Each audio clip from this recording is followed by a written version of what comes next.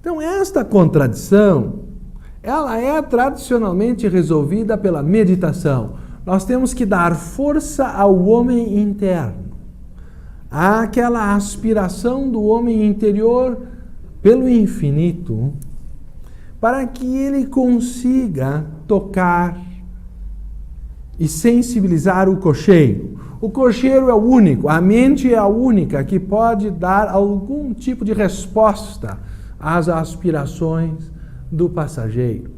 Então, o caminho da sabedoria divina, ou teosofia, começa pelo idealismo, por pueril e singelo que possa ser. Ele começa por buscar algo maior do que ele mesmo.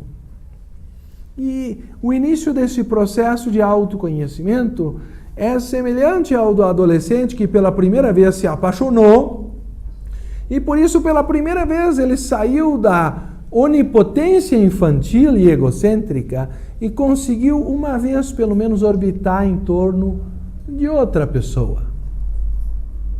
Porque em geral a criança depende da mãe, mas faz da mãe ou do pai apenas um satélite que orbita ao seu redor. Quando pela primeira vez ele chega à adolescência e se apaixona por outra pessoa que talvez ele não consiga dominar, porque ali não existe necessariamente, ou até não deve existir um laço sanguíneo. Então, pela primeira vez, ele viu algo ou alguém que se tornou, nem que seja temporariamente na sua fantasia, mais importante do que ele mesmo. E a isso, em geral, se denomina de primeiro amor. Da mesma forma, se não despertar algum grau de devoção por aquela inteligência que criou o universo, a vida espiritual não começa. Se a pessoa por um instante não conseguir orbitar em torno de algo maior do que ela mesma, não para dizer a ele como o universo deveria ter sido feito e quais são os erros na criação do universo, como é a prática tradicional contemporânea, mas para realmente querer compreender como o universo funciona, apesar da nossa ignorância, apesar da nossa destruição constante de todas as leis da natureza que miraculosamente sobrevivem apesar das nossas tentativas. Há de ser algo muito perfeito esse universo, há de ser algo muito perfeito esse nosso corpo humano, que é uma dádiva divina, que apesar de uma infinidade de erros, a ponto de se dizer que errar é humano, o corpo continua funcionando. A verdade já um pouco avariado, com algumas cicatrizes e dores, que vão sendo o efeito cumulativo da nossa insanidade mental. Mas, apesar de tudo, ele ainda está funcionando. Então, é alguma coisa extraordinária. Mais extraordinário ele poderia ser se nós cooperássemos com ele.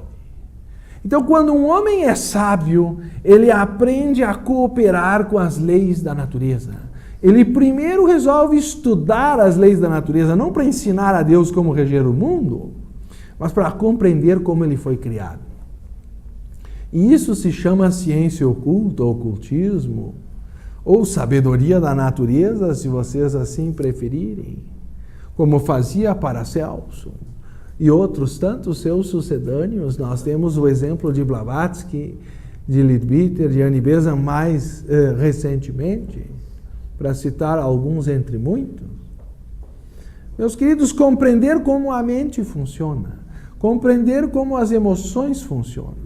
Qual é a diferença entre uma sensação e uma emoção? Isto é básico. Com certeza, na idade em que a maioria dos ouvintes aqui se encontram, não poderia haver dúvida sobre assunto tão óbvio. Mas nem sempre nós estamos em condições de observar que a sensação depende do corpo e por isso é mais passageira. E a emoção interage com a memória e, portanto, é mais duradoura. E o exemplo que eu dava outro dia de uma palestra que nós apresentávamos lá no Rio de Janeiro e tocava no rádio o tal é a distração do taxista, não é? Ouvir a música de rádio, que ainda é a mais barata, e tocava Roberta Fleck, Killing Me Softly with the Song. Aí todo mundo já ficou com um olhar meio róseo.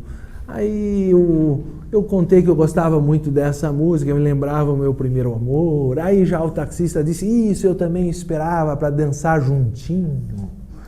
E tal, e aí começou a falar a nossa anfitriã e não parou mais, se entusiasmou com todas as recordações da sua juventude.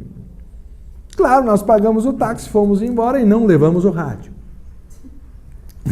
Não, porque nos dias modernos levam tudo. E se acha muito natural. Agora estão aprovando no Brasil uma nova lei em que não é mais ilegal portar drogas. Meus queridos, oficializaram o uso da droga no Brasil. Abriram a porteira que faltava.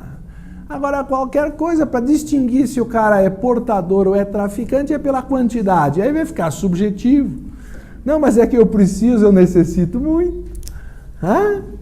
Então ele tem na casa dele não sei quantos quilos de cocaína, mas ele é apenas usuário.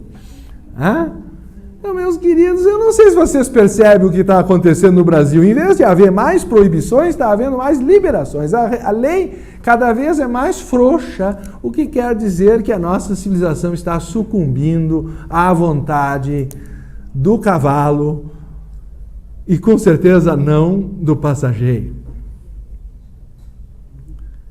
Então, nós caímos num sensacionismo cada vez mais barato, cada vez mais consumista. Nós dependemos de alegria química. E é claro, quando todo mundo faz, aí vira lei, aí tem que aceitar, aí abre a porteira, senão até o filho do legislador, senão o próprio acaba preso. Então, como é um hábito muito generalizado, então se acha que aquilo passa a ser a força da lei. A lei que é apenas o voto da maioria não é espelho da lei divina. Mas a natureza nem por isso deixa de ter as suas leis. E as consequências do uso da droga vão continuar sendo as mesmas. Eu sou daqueles idealistas que acham que a lei deveria ser um espelho que aproximasse a pessoa da lei divina, mas cada vez nós vemos a justiça humana mais distante, e mais lenta, e menos eficaz. E o legislativo no Brasil nos dá essas notícias, uma hora libera o transgênico, outra hora libera as drogas. Então nós estamos a serviço, na verdade, do capital internacional. Não gostaria, porém, de me adentrar nisso como se fosse lá coisa muito importante. A questão realmente importante é que nós estamos carentes de sabedoria, pois se houvesse mais sábios no nosso país, isso não aconteceria. Isso é apenas o efeito.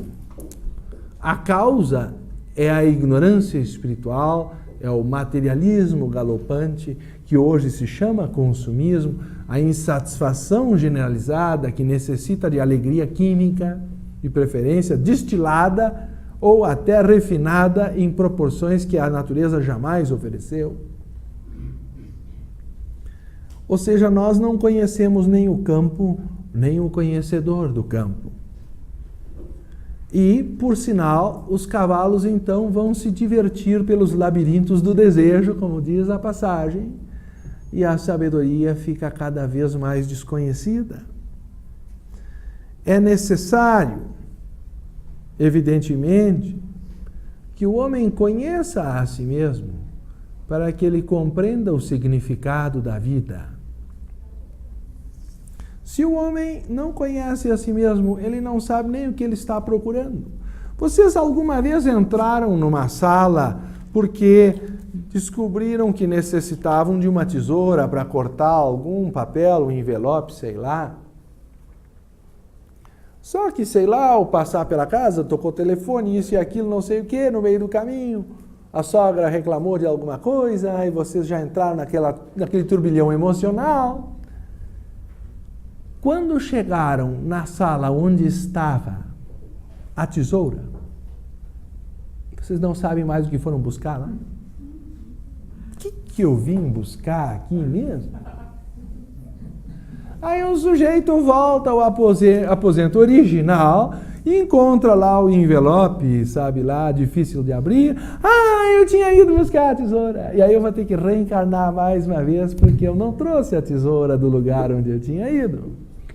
E eu terei que voltar tantas e tantas vezes até que no final da jornada eu esteja com a tesoura na mão, na frente do envelope.